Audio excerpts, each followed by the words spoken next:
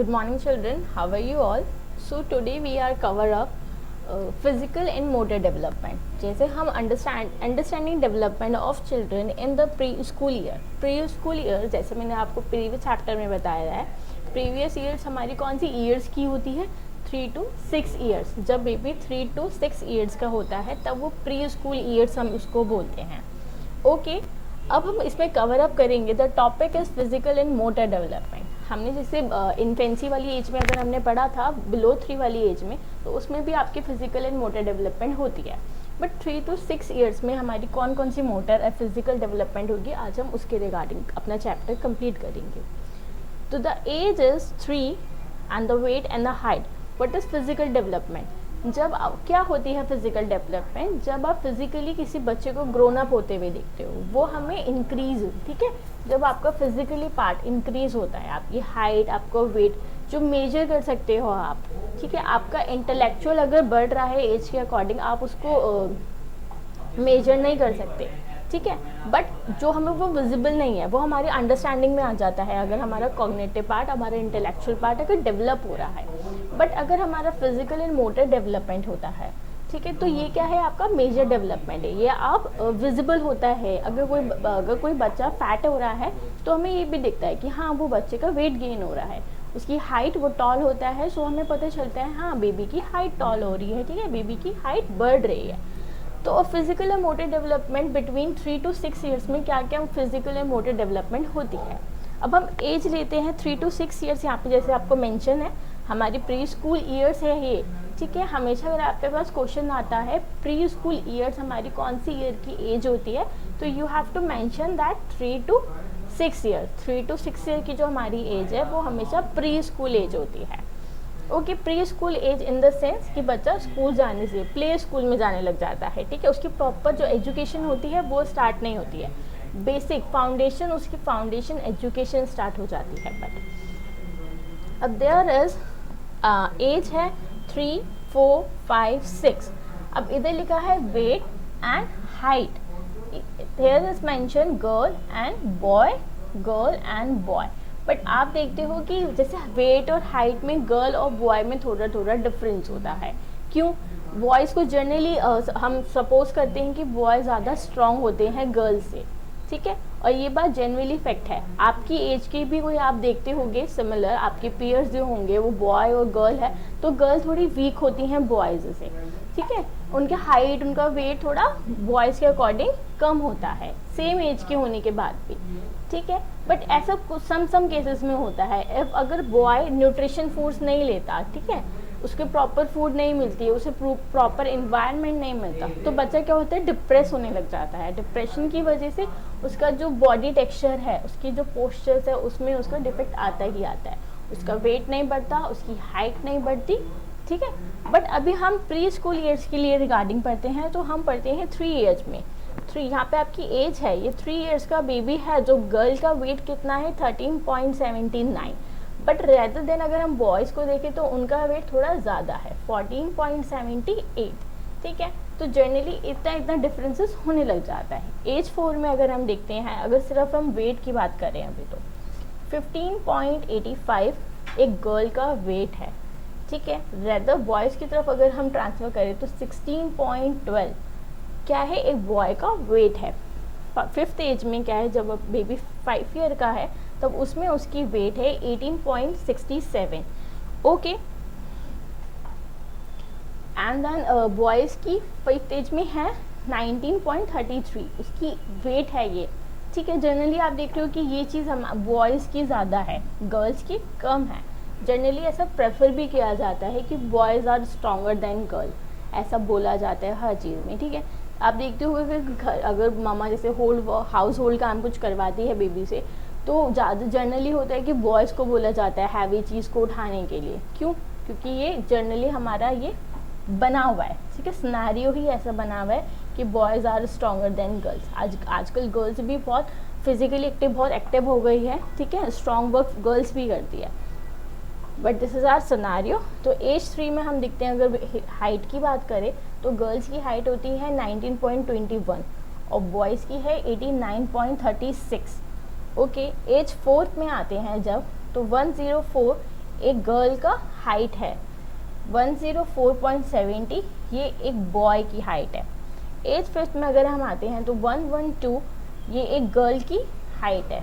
113 generally height में इतना कुछ डिफरेंस नहीं होता, सिमिलर एज के होते हैं। इवन ऐसा प्रिडिक्ट किया जाता है कि गर्ल्स की जो हाइट है वो जल्दी डेवलप हो जाती है बॉय से, ठीक है। एज के अकॉर्डिंग थोड़ा गर्ल्स जल्दी डेवलप होती है। एज सिक्स में देखते हो आप 117 गर्ल्स की होती है हाइट एंड 118 बॉय की हाइट होती है। ओके, सो ये जनरली प्रेफरेंस लिया गया है कि ऐसा होता है, but in the other cases में कुछ हमारे चेंजेस भी हो जाते हैं। जब अगर हम किसी बच्चे को प्रॉपर न्यूट्रिशन नहीं देते या बेबी खुद इनटेक नहीं करता प्रॉपर न्यूट्रिशन, तो उसमें क्या है, उसके जो हार्मोन्स है, उसकी जो फिजिकल एंड मोटर डेवलपमेंट जिसे उसको नीड चाहिए जिससे वो बेबी स्ट्रांग बने, तो वो उसका लैक ऑफ पार्ट हो जाता है। अगर उसे न्यूट्रिशन फूड नहीं मिलते, उसे प्रॉपर एनवायरनमेंट नहीं मिलता, तो ये सब आ जाता है। अब जनरली प्रेफर किया जाता है कि physical and motor development babies की fine motor and gross motor develop हो जाती है। मैंने प्रीवियस चैप्टर में भी बताया था। सो आपको बताना है व्हाट इज़ फाइन मोटर और व्हाट इज़ ग्रॉस मोटर, ठीक है। ये लास्ट में आपका असाइनमेंट का क्वेश्चन है कि फाइन मोटर और ग्रॉस मोटर स्किल्स क्या होती है। तो आप देखते हो जनरली जितना बच्चा डेवलप होता है फिजिकली, जितना बच्चा डेवलप है और उतना जितना वो वर्क करता है फिजिकली, जितना बच्चा वर्क करके अपनी ब्रेन स्टॉर्मिंग से लर्न करता है। सो बाय द एज 6 ईयर्स तक बेबी का 90% ब्रेन होता है जो उसका, वो डेवलप हो जाता है, ठीक है। वो बहुत सारी चीज़ें अंडरस्टैंड करने लग जाता है, बहुत सारी चीज़ों को बेबी लर्न करने लग जाता है बाय द एज 6 में, ठीक है। तभी हम कहते हैं 5th एज तक बेबी के साथ में आप जितनी भी अच्छी बातें कर सको, पॉसिबिलिटी रखो कि आप वो सब करो। उसके सामने जितने आप इंटेलेक्चुअल चीज़ें करोगे, उसे बहुत सारी गेम्स दोगे, पजल्स दोगे, तो उससे क्या है, बेबी फिजिकली एक्टिविटी करेगा। 5th ईयर तक 6th ईयर तक बेबी की most of the bones muscles ये फुली डेवलप हो जाती है, ठीक है। अगर इन द केस इस बच्चे में कोई डेवलपमेंट की डेवलपमेंट नहीं हो पाया, तो इस एज तक ही, एज 6 तक की आपको क्या करना होता है, आइडेंटिफाई डायग्नोस करना होता है अपने चाइल्ड को। मे बी आपके चाइल्ड में कोई डिसऑर्डर है या नहीं है, तो एज 6 तक आपको अपने चाइल्ड को प्रॉपर ऐसा इन्वायरमेंट देना होता है, प्रॉपर ऐसी एक्टिविटी करवानी होती है, सो दैट अगर बेबी में नॉट मे बी बट अगर ऐसा है कि उसमें डिसऑर्डर कुछ पॉइंट पे आ गया है, तो वो जस्ट आपके सामने पॉइंट आउट हो जाए, ठीक है। तो एज तभी हमने बोला है बिलो 3 और आफ्टर 3 6 ईयर्स की इन्फेंट 2 to 6 ईयर वाली एज है हमारी, जो बिलो 3 वाली एज है, और आफ्टर 3 to 6 हमारी प्री स्कूल एज है। इसमें बच्चों को बहुत ज़्यादा एनहांस करना होता है, उनका ब्रेन स्ट्रॉम बहुत ज़्यादा इस एज तक ही होता है, सो दैट अगर बच्चे में कोई भी किसी भी रिगार्डिंग में मे बी उसकी राइटिंग स्किल्स अच्छी नहीं है, तो आप ट्राई आउट करोगे कि बेबी को सबसे ज़्यादा राइटिंग करवाओ, रीडिंग करवाओ, ठीक है। इससे क्या है, अगर बेबी की मे बी स्पीच प्रॉब्लम है तो वो भी आपके सामने डायग्नोस हो सकती है। मे बी बेबी को राइटिंग प्रॉब्लम है, उसकी मोटर स्किल्स अच्छी नहीं है, जैसे अभी हमने बताया था motor development, fine motor and gross motor. May be ऐसा हो कि बेबी को पेंसिल पकड़ने में, उसको ग्रैब करने में प्रॉब्लम आए, तो इससे क्या है, उसकी फाइन मोटर या उसकी ग्रॉस मोटर में कुछ ना कुछ डेवलप नहीं हो पाया वो पार्ट, तो जनरली हमको इस बात का पता चल जाता है। तो 3 to 6 ईयर्स की जो आपकी एजेस होती है, इसमें मोटर डेवलपमेंट, फिजिकल डेवलपमेंट, ये बहुत ज़्यादा मेन पार्ट करते हैं। बेसिकली बच्चा अगर 3 to हम बिलो 3, जैसे 3 से पहले वाली एज हम ले लें 1 2 3 4 5 एंड 6, ये वाली एज जो बेबी की होती है, आगे जो आपका इन्फेंसी आ जाता है, इसमें बेबी बहुत क्रूशल होता है। क्रूशल इन द सेंस कि मदर फादर इस एज में जब बेबी स्कूल जाना स्टार्ट कर देता है प्री स्कूल में, तो एज अ टीचर और एज अ मदर आपको क्या करना है, एज अ फैमिली मेम्बर आपको बच्चे को थोड़ा एंगेज रखना है, ठीक है। तो it is a very basic but it is a very essential, ये बहुत ज़रूरी है फॉर द चाइल्ड, और उसके लिए ज़रूरी है ये चीज़, ठीक है, कि आप उसकी फुली डेवलप करो। तो आपको लगता है कि बेबी को कॉग्निटिव आप एक्टिविटी अरेंज करा सकते हो, तो try to arrange a cognitive activity. बाकी बच्चा फिजिकली गेम्स के थ्रू बहुत चीज़ें लर्न कर देता है, ठीक है। तो आपको पता चलेगा कि ठीक है बेबी का ब्रेन अच्छे से डेवलप हो रहा है या नहीं हो रहा, आपको पता चलेगा। बाय द 6 एज ऐसे भी हमने पहले भी कवर अप करा कि 90% ब्रेन आपका डेवलप हो जाता है एज 6 तक। तो ट्राई आउट कि आप एक्टिविटी अरेंज करो उनके लिए, और according to the motor development और फिजिकल डेवलपमेंट आप उनके साथ engage. Here is one thing और जैसे हमने पढ़ा फिजिकली में बेबीज़ के साथ क्या क्या 3 to 6 ईयर्स में इसकी क्या क्या डेवलपमेंट हो जाता है। बेबी क्या करता है, अगर उसकी फिजिकल, आप कैसे रिकॉग्नाइज करोगे कि बेबी की जो फिजिकल है या मोटर डेवलपमेंट है वो एक पर्टिकुलर या स्टेप बाय स्टेप है या नहीं है, बेबी क्या नहीं कर पाता। तो जैसे अभी मैंने पहले बताया, आपको एक्टिविटी अरेंज करनी है, सम काइंड ऑफ आपको बॉल थ्रो करनी है, बेबी को कैच करनी है। अगर बेबी कैच करेगा तो ऑब्वियसली उसकी फिजिकल एक्टिविटी होगी प्लस उसकी मोटर एक्टिविटी आपको पता चलेगी। उससे आपको क्या करना है, स्क्रम्बलिंग करवानी है। स्क्रम्बलिंग इन द सेंस कि आपको ऐसे ऐसे बिल्कुल लिखवाना है, आपको पता चलेगा कि चाइल्ड जो है वो जो फिंगर पेन है या पेंसिल है उसे कैसे ग्रैब कर रहा है। मे बी अगर वो ये ऐसे प्रॉपर तरीके से नहीं ग्रैब कर पाता तो उसकी फाइन मोटर में कुछ ना कुछ प्रॉब्लम हो सकती है। तो आपको क्या करना है, टाइम टू टाइम बेबी से ऐसी एक्टिविटीज़ करानी है जिससे आपको उसका फिजिकल पता चले, आपको उसको मोटर डेवलपमेंट की अंडरस्टैंडिंग पता चले। ठीक है, आप उनसे गेम खिलवा सकते हो, थ्रोइंग बॉल, कैचिंग बॉल, और भी स्लाइडिंग करवा सकते हो। आपको पता चले कि आपके बेबीज़ की नीज़ कितनी फोल्ड होती है या वो उसको अपनी बॉडी पे कितना कंट्रोल है, क्योंकि 3 to 6 ईयर्स का बेबी अपनी बॉडी पे बहुत कंट्रोल करना सीख जाता है। वो विदाउट मम्मा पापा सपोर्ट, विदाउट एनीवन सपोर्ट, वो अपनी बॉडी को कंट्रोल करने लग जाता है, बाय ओन, खुद से ही करता है वो। ठीक है, so basically physical and motor development में यही था। आगे हम कंटिन्यू करते हैं हमारा cognitive development.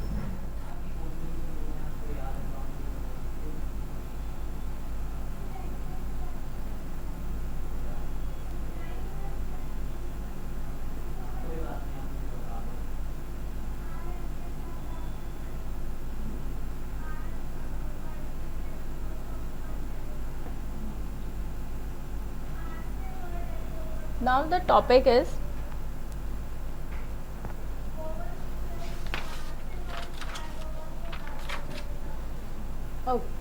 now we are going to cover up the topic is cognitive development. So what is cognitive development? Anyone know that?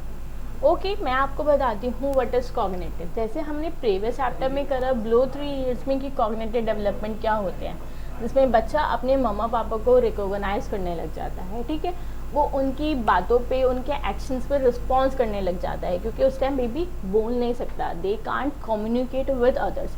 तो वो क्या करता है, सिर्फ रिफ्लेक्ट करता है, किसी की बात पे हंसता है, किसी की बात पे क्राइम करने लग जाता है। तो वो क्या चाहती है, उसकी कॉग्निटिव डेवलपमेंट है, क्योंकि वो अपने माइंड से, इंटेलेक्चुअल से अपनी चीज़ों को अंडरस्टैंड करने लग जाता है।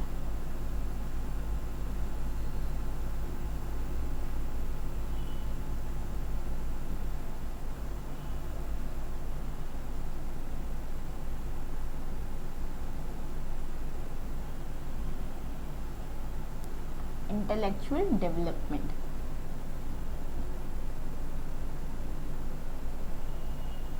So don't get confuse. अगर आपसे कोई कॉग्निटिव पूछता है या आपसे इंटेलेक्चुअल पूछता है तो बेसिकली मीनिंग इनका सिमिलर है। ये आपका ब्रेन से रिलेटेड होता है। किस चीज़ से रिलेटेड होता है? आपका ब्रेन। जो आपके ब्रेन्स में एक्शंस होते हैं, ठीक है, जिसके थ्रू आप रिफ्लेक्ट करते हो, जिसके थ्रू आप कम्युनिकेट करने लग जाते हो, सो वो सब कहाँ से होता है? आपका ब्रेन से होता है। अगर हमें कुछ गर्म चीज़ें, इन सपोज हम कुछ एकदम हॉट चीज़ अपने हैंड में ले लें तो हम एकदम रिफ्लेक्ट होगा, हम अपना हैंड पीछे कर लेते हैं, जस्ट बिकॉज क्यों? क्योंकि वो में फील होके हमारे इंटेलेक्चुअल में, हमारे ब्रेन में वो रिफ्लेक्शन आती है। Okay, similar as a child, जब बेबी 3 to 6 ईयर्स का है उसका कॉग्निटिव डेवलपमेंट बहुत हो जाता है। ओके, जैसे हमने पढ़ा 3 to 6 ईयर्स, 6 ईयर्स तक, बाय 6 ईयर्स हमारा ब्रेन ही इतना डेवलप है। बाय दी 6 ईयर्स में आपका क्या है? ब्रेन 90% तक डेवलप हो जाता है।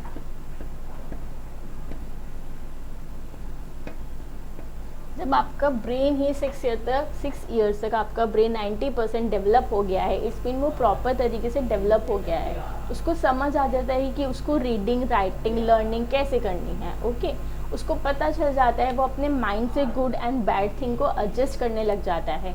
कॉग्निटिव के थ्रू ही क्या करता है, बेबी अपने पेयर से, अपने जो उसके फ्रेंड्स होते हैं उनसे कम्युनिकेट करता है। सबसे मेन हमारा कॉग्निटिव डेवलपमेंट क्या होता है? जब हमें कोई डिफ़िकल्ट सिचुएशंस हमारे आगे है और हम उससे कोप अप कर देते हैं, इन द सेंस जब हम उस चीज़ से निकल जाते हैं।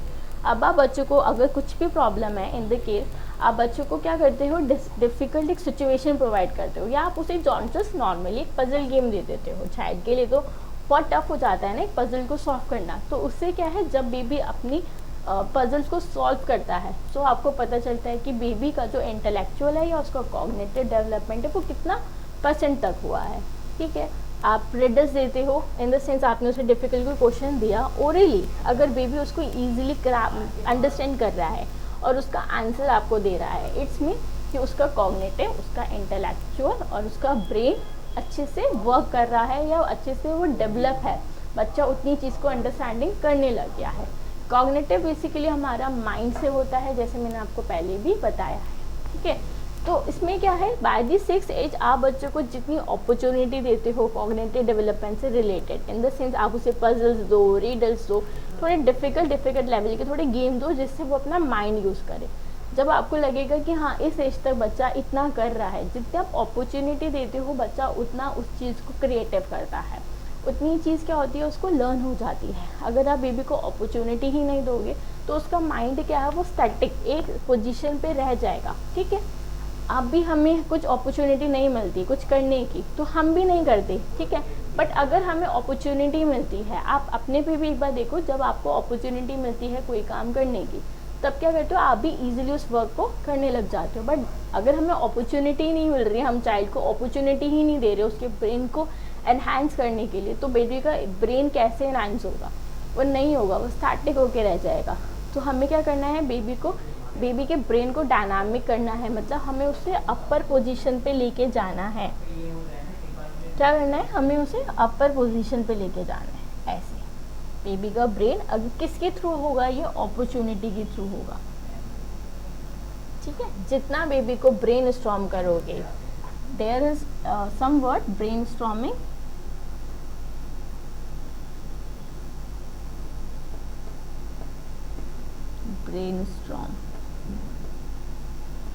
ब्रेनस्टॉर्मिंग वर्ड है जैसे आपका, इससे क्या है, क्रिएटिव है। Brainstorming in the sense baby के ब्रेन की डेवलपमेंट, उसका कॉग्निटिव डेवलपमेंट, इंटेलेक्चुअल डेवलपमेंट। अब some child they are have वो हेलीकॉप्टर, आपने अगर देखा होगा तो वो अपने बच्चे को हर टाइम पे सपोर्ट करते हैं, मतलब उन्हें डिफिकल्ट सिचुएशन से उन्हें फेस ही नहीं करने देते। सो इस एज में क्या होता है, बेबी को कॉग्निटिव डेवलपमेंट हो ही नहीं पाता। जब आप बेबी को अपॉर्चुनिटी ही नहीं दे रहे हो, उसका ब्रेन स्टॉर्म ही नहीं होने दे रहे हो, तो उसका ब्रेन क्या है, स्टैटिक होके रह जाता है। उसका ब्रेन सिर्फ स्टैटिक होके रह जाता है, वरना on the one position, on the one position. Okay, so you have to be dynamic, आपको क्या करना है, अपॉर्चुनिटी देनी है। सम चिल्ड्रन कहते हैं, सम पेरेंट्स क्या करते हैं, अपने बेबी को, अगर बेबी कुछ भी उनसे एक्ट करता है तो they have answer then no. हमेशा पेरेंट्स को, कुछ पेरेंट्स ऐसे होते हैं जो हर टाइम अपने बेबी को सिर्फ नो नो नो बोलते हैं, तो उससे क्या है, उससे भी बेबी की ब्रेनस्टॉर्मिंग नहीं हो रही है। ठीक है, उसका कॉग्निटिव, उसका डेवलपमेंट, जो ब्रेन डेवलपमेंट है वो नहीं हो पाता, क्योंकि उसे अपॉर्चुनिटी ही नहीं मिल पाती। बेसिकली अगर मैं आपको सिंपल लैंग्वेज में कॉग्निटिव डेवलपमेंट बताऊं तो 3 to 6 ईयर्स, जो हमने बिलो 3 भी पढ़ा था, बिलो 3 एंड आप 3 to 6 ईयर तक बेबी को आप जितनी अपॉर्चुनिटी दे सकते हो, फिजिकली, कॉग्निटिवली, लैंग्वेजली, आप उसे उतनी ही अपॉर्चुनिटी दोगे। इससे क्या होता है, बाय दी 6 ईयर एज तक बेबी बहुत अच्छे से डेवलप हो पाता है। ठीक है, अगर अपॉर्चुनिटी नहीं है तो बेबी का वो पार्ट में भी पॉसिबिलिटी होगी वो पार्ट उसका वीक रह जाए, बट अगर उसको अपॉर्चुनिटी है, उसे सब कुछ अगर आप टाइम टू टाइम दे रहे हो, न्यूट्रिशन दे रहे हो, प्रॉपर उसकी नीड्स फुलफिल कर रहे हो, प्लस आप उसको ब्रेनस्टॉर्मिंग कर रहे हो, तो बाय दी एज 6 उसकी बहुत अच्छी डेवलपमेंट हो जाती है। ओके, सो कॉग्निटिव डेवलपमेंट सिर्फ इतना ही था। If you have any doubt just let me know that. Okay, अब नेक्स्ट टॉपिक हम करते हैं हमारा लैंग्वेज डेवलपमेंट।